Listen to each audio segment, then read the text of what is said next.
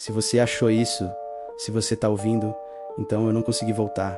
Meu nome não importa mais. O que importa é, não siga a placa sem número e não responda quando chamarem seu nome no escuro.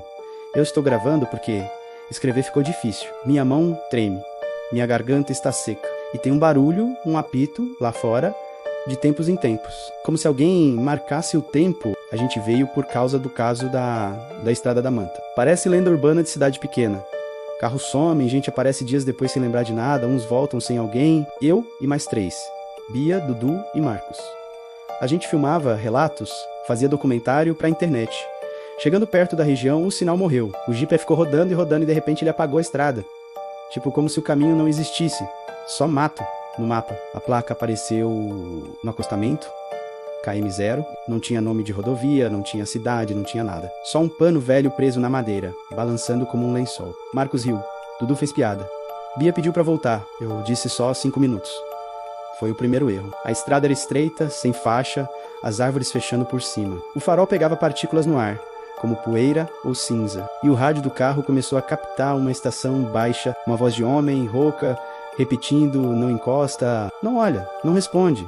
Repetia isso, pausado, como um aviso gravado. Aí o apito veio pela primeira vez. Um apito curto, agudo. Dudu, que estava no banco de trás, falou, tem alguém aqui. E foi aí que eu vi, no espelho bem longe, uma silhueta no meio da estrada. Parada, o farol mal alcançava, mas dava pra ver que ela não balançava, não andava. Só esperava. Marcos acelerou. Assustador profissional, ele disse. Tentou fazer graça, mas o carro não ganhou velocidade. O motor fazia força, mas parecia que a estrada segurava. A placa do celular da Bia apitou com chamada desconhecida, sem sinal. Mesmo assim, chamando, ela atendeu no impulso, segundo erro. Ela colocou no viva voz. Não tinha voz humana, era um ruído de vento e no fundo um apito bem mais perto do que deveria. Então, no meio do ruído, uma frase saiu, baixa, como se tivesse sido sussurrada dentro do ouvido. Bia, vem. A Bia ficou branca. Ela não tinha dito o nome dela pra ninguém ali. Ninguém tinha ligado. E mesmo assim, chamaram... Dudu arrancou o celular da mão dela e desligou. Mas a tela continuou brilhando, como se a chamada não tivesse acabado. Aí, o celular abriu sozinho, a câmera frontal. Na tela, o rosto da Bia, chorando. E atrás dela, no escuro do carro, um rosto que não era de ninguém. Não tinha detalhes.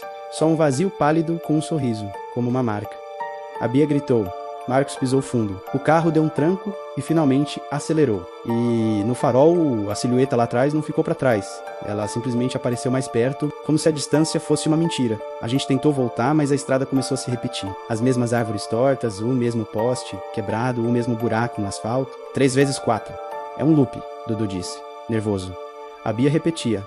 Desliga tudo. Não responde. Não olha... Como se aquilo fosse uma regra que ela sempre soube. O apito veio de novo, 2 toques agora, e uma coisa passou correndo no canto do farol, rápida demais para ser bicho. Marcos parou. Eu juro por tudo. A estrada à frente estava limpa, mas no vidro do para-brisa. Surgiu a marca de uma mão por dentro, como se alguém tivesse pressionado do lado de dentro do carro. E não tinha ninguém ali, Dudu começou a rezar baixo, Bia tentava abrir a porta, eu segurei. Não, foi o terceiro erro meu. Porque quando eu segurei a Bia, eu ouvi alguém bater no vidro do lado dela. Toque, toque, toque. E a voz do lado de fora, colada no ouvido, disse: você segurou. Agora é sua vez. A primeira morte foi do Marcos. E eu vou falar do jeito que eu consigo sem travar. Ele ficou fixado em olhar pra frente, como se tivesse visto alguma coisa no meio da estrada. A boca dele abriu, mas não saiu som. Carro apagou. Tudo. Farol, painel, rádio. Só a luz fraca do celular iluminava nossos rostos. Aí o apito soou dentro do carro. Dudu soltou um grito e se encolheu. Bia tapou os ouvidos. Eu senti o peito apertar, como se alguém estivesse puxando meu ar. Marcos soltou o cinto. Abriu a porta. Eu agarrei o braço dele. Não faz isso. Ele me olhou com um sorriso vazio, como se não fosse ele, e disse uma frase que eu não esqueço. Ele prometeu que eu volto. E ele saiu. A gente ouviu os passos dele no asfalto, indo pra frente. Depois, silêncio. Então um barulho seco, como algo pesado caindo. E o apito, um toque longo, satisfeito. Eu corri até a porta, mas Bia me segurou com força. Não olha. Eu não olhei. Eu só fechei a porta e tremi. A gente ficou ali no escuro, esperando o carro ligar, e o nome do Marcos começou a aparecer nos nossos celulares, como se ele estivesse ligando pra gente. Um por um.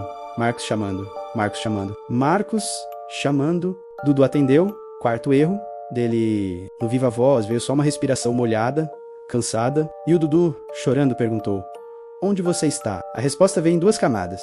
A voz do Marcos bem baixinha e por cima, uma voz mais grave, como se alguém falasse junto: "Estou na manta. Estou quentinho. Abre para eu entrar." A porta do carro do lado do Dudu começou a puxar, como se alguém testasse a maçaneta por fora. O Dudu começou a entrar em pânico. Ele tentou destrancar para salvar o Marcos. Eu segurei a mão dele e ele me empurrou com força. A maçaneta virou, a porta abriu um palmo e foi só isso que precisou. Algo enfiou os dedos por aquela fresta. Não era mão normal, era comprido demais, fino demais. E puxou o Dudu de um jeito bruto, como se ele fosse leve. Ele gritou, se agarrou no banco, as unhas rasgando o estofado. Eu peguei a camisa dele e Bia puxou a outra mão, mas a força do lado de fora não era de gente. O Dudu foi arrancado para fora e o grito dele virou um som abafado na noite, como se alguém tivesse tapado a boca dele com um pano. E de novo, um barulho seco, um silêncio e o apito, agora mais perto. Do lado do carro, Bia encarou meus olhos e sussurrou. Ele coleciona quem responde. O carro ligou sozinho. O painel acendeu como se nada tivesse acontecido. Eu não pensei. Eu acelerei. Bia chorava sem som, tremendo. A estrada parecia mais estreita. O farol mostrava sombras que corriam paralelas ao carro, como se algo nos acompanhasse dentro do mato. Aí a gente viu uma casa, no meio do nada. Luz acesa, uma varanda com uma rede e um cachorro latindo. Era o primeiro sinal de vida normal em horas. Eu parei sem pensar. Bia gritou para eu não parar, mas eu já tinha parado. A porta da casa abriu, uma senhora saiu com uma lanterna na mão. Ela não parecia surpresa.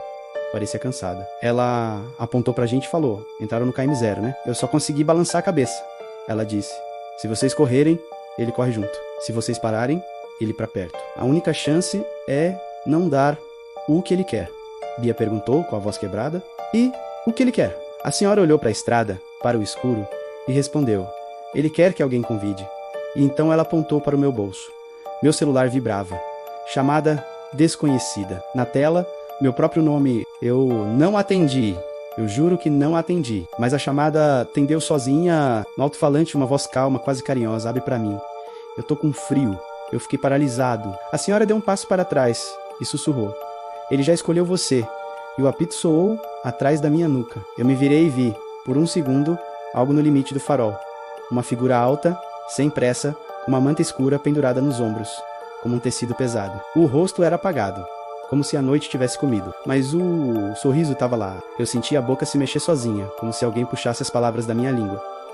Quem? Tá aí. E foi o meu erro final, porque eu respondi... A figura inclinou a cabeça, satisfeito, e o apito virou risada. A senhora gritou para a Bia correr para dentro da casa. Bia correu. Eu tentei ir junto, mas minhas pernas ficaram pesadas. O ar ficou grosso, a figura não correu. Ela só andou e cada passo dela parecia cortar a distância. Eu consegui entrar na casa com um empurrão da senhora. Ela trancou a porta, jogou uma corrente, fez um símbolo com sal no chão e falou, agora não fala nada, não pergunta. Não responde, seja pedra, do lado de fora. A coisa bateu uma vez, toque depois duas, toque, toque, e então veio a voz do Marcos perfeita, como se ele estivesse vivo do outro lado. Abre, eu tô bem, Bia soluçava, quase levantando para abrir. A senhora segurou ela e tampou a boca. A voz mudou para o Dudu. Por favor, eu estou sangrando. Abre, eu fechei os olhos com força. Eu tentei ser pedra, mas a minha garganta queimava com vontade de falar, de pedir, de negociar. A coisa sabia, ela começou a sussurrar meu nome, bem baixinho, do lado de fora, como alguém chamando um cachorro. E eu ouvi do outro lado da parede uma unha arranhando a madeira, desenhando um círculo, como se marcasse um alvo. A senhora tremendo disse, ele vai entrar de qualquer jeito quando alguém responder, então a gente faz a última coisa. Eu perguntei, qual? E me arrependi na hora, mas ela me cortou. Você vai sair correndo, ele já está em você. Você puxa ele pra longe e ela corre pro fundo, pro poço e não olha pra trás. Bia chorou. Não? A senhora abriu uma porta dos fundos e enfiou uma chave na minha mão. Se achar o portão, gira 2 vezes e não volta. Se ouvir o apito no seu ouvido, é porque ele tá tocando por dentro. Tô correndo agora. Eu tô gravando enquanto corro, porque eu preciso lembrar que isso aconteceu, que eu não estou louco. O mato bate na minha cara. A estrada atrás de mim tá viva de passos que não parecem passos. O apito vem e vai, às vezes na frente, às vezes do lado, às vezes dentro. Eu vi o portão enferrujado. Eu girei a chave uma vez. 2. Quando eu empurrei, eu senti uma mão tocar meu ombro. Gelada, pesada, como pano molhado, eu não olhei. Eu juro que eu não olhei. Mas eu ouvi a voz, colada no meu ouvido, sorrindo. Você respondeu. Agora você convida... E a minha boca abriu sozinha de novo, sem eu querer. Eu senti a palavra nascendo, empurrada por uma força que não é minha. Se você tá ouvindo esse último áudio, se você encontrou, por favor, não responda. Não diga meu nome. Não diga quem tá aí. Não diga entra, porque ele aprende com a sua voz. E quando você fala, ele te acha, curta o vídeo e se inscreva no canal para mais relatos.